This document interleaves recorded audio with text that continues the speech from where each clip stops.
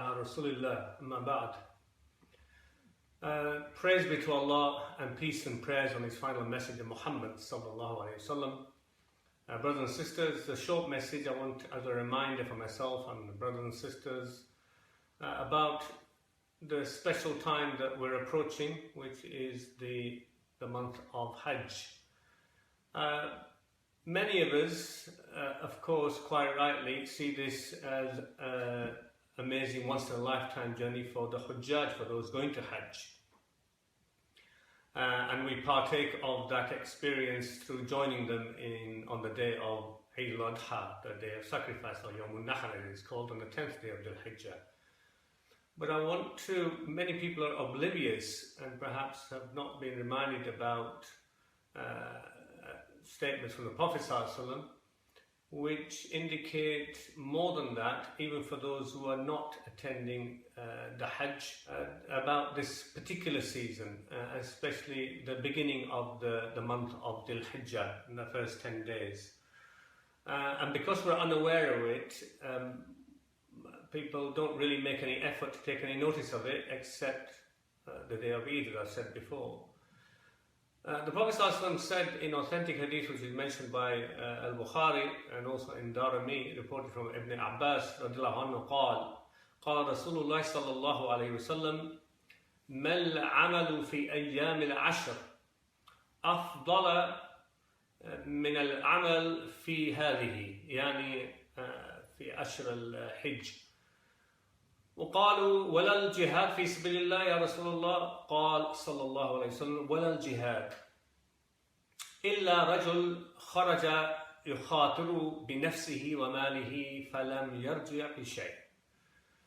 As Ibn Abbas and the Prophet ﷺ said that there are no good deeds that are done in a period of 10 days better than those deeds done in these 10 days, meaning the 10 days beginning of the month of Dhul Hijjah. And the Sahaba say, Ya Rasulullah, what, not even jihad in the way of Allah? And in this situation, jihad meant not even fighting in the way of Allah. The Prophet ﷺ said, no, not even that, except a person who goes out to fight in the way of Allah and puts in danger their life and their possessions, and they come back with nothing. In other words, the person is shaheed. And only in that case, those deeds are better. So this statement of Rasulullah ﷺ really is a great good news of the weight of doing good deeds in these 10 days, in the first part of the month of Dhul Hijjah, for those who are not even at Hajj. And I think that's something that's often ignored, and it's a hadith in Bukhari.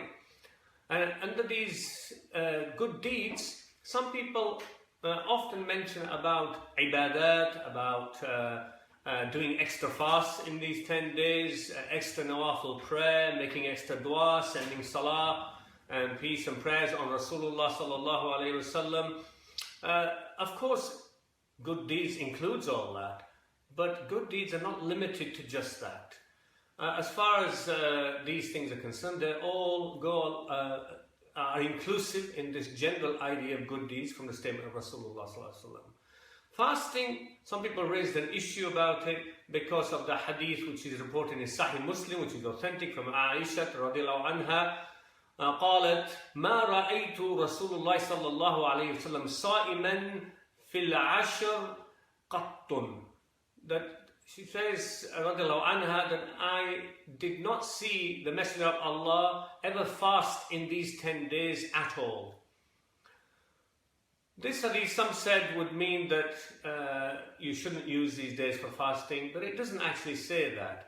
It's similar in a situation where the Prophet ﷺ encourages, for example, the praying of Salatul Duha, which is the prayer after the sun has risen in the morning, clearly. A voluntary prayer which is recommended, and also the Prophet ﷺ statement about do 2 rakahs before Salatul Maghrib, which is an encouragement to do extra rakah. And we have no evidence from any authentic hadith that the Prophet ﷺ was ever seen doing these 2 rakahs before Salatul Maghrib or the 2 rakahs or praying Salatul Duha. Nevertheless, the encouragement is there. So in a similar way, there is no contradiction with the statement of Aisha anha saying that she never saw the Prophet ﷺ fasting these days, then the Prophet ﷺ encouraging good deeds. So it can include fasting in those days. However, my point here is that good deeds are beyond ibadat, and that's what we need to take on. And good deeds include being kind, using good words, helping our parents, being good to the neighbours, being good, doing good in society, from qawl and amal, from sayings and statements, from our speech and from our behaviour. So good deeds, going out of our way to do good deeds, especially in this season, we mustn't ignore that, aside from ibadat, which can be there, but the idea of good deeds is much wider than that, much wider than just ritual worship. In fact, the whole purpose of ritual worship is to bring it closer to Allah so that we are benefit to others. This is the real message of Islam. And of course, in that regard, we mustn't, we're all aware of the situation of the refugees who are coming from war-torn Muslim lands, especially Syria. And a lot of brothers and sisters, and even the non-Muslims, are running around trying to help in that situation, but there's many of us who are doing very little or nothing. So firstly, we should be encouraged to do that, but encouraged more so in this coming season, in the beginning of Dhul Hijjah, which is coming in about a week or so. And be aware of the weight of these good deeds, how much more it is going to be multiplied compared to any other days in the rest of the year.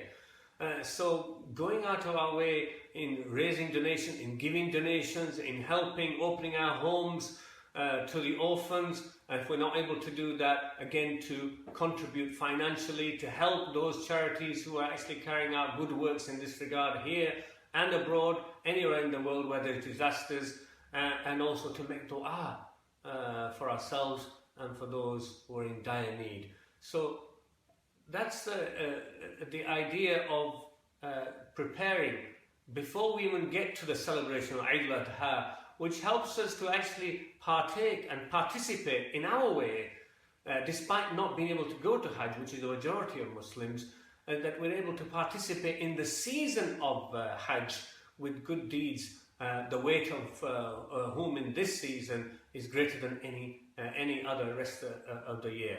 In regards to fasting, of course, despite there being nothing direct from the Prophet ﷺ fasting in these 10 days or so, there is also, of course, direct statement which is clear and mentioned in various hadith of the Prophet ﷺ saying, which is mentioned in Sahih Muslim, for example, the Prophet ﷺ said, صوم يوم عرفة يكفر سنتين وفي رواية السنة السابقة ومقبلة.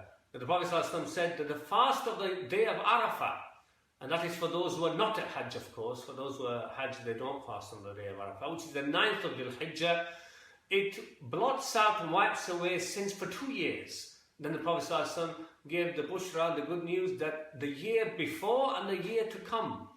Of course, let us not run away with a silly idea that some people may have that if the sins of the year to come are wiped out, I can now go out after fasting the day of Arafah and do as much sin as possible because it's going to be wiped out anyway.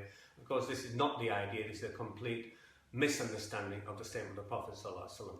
So, but the weight of fasting on the day of Arafah, which is sunnah, recommended of course, but look at the reward that comes with it. So let us not forget that day when the Hujjaj and the Hajjis are standing at Arafah making dua. We see it on our television with the satellite, direct satellite pictures, and we partake and share in that by fasting on that day. May Allah give us tawfiq for that.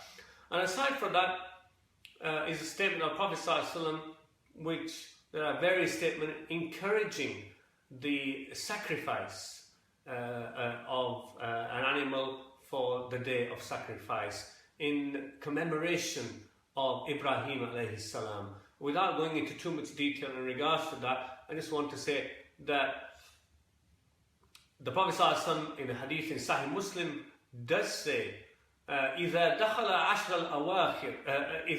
عشر الحج فأراد أحدكم أن يضحي فلا يأخذن من شعره ومن ظفره شيء حتى يضحي.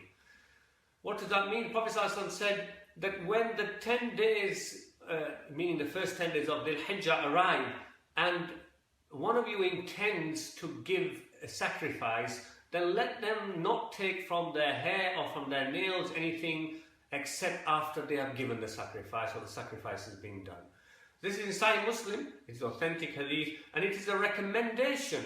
It is, as Jamhur, majority of ulama said, it is sunnah mu'akkada, that for the one who is planning to give a sacrifice, that they should try and avoid, as the Hujjaj are doing at Hajj as well, taking, when in a state of ihram, taking anything away from their hair or their nails until after the sacrifice has been done.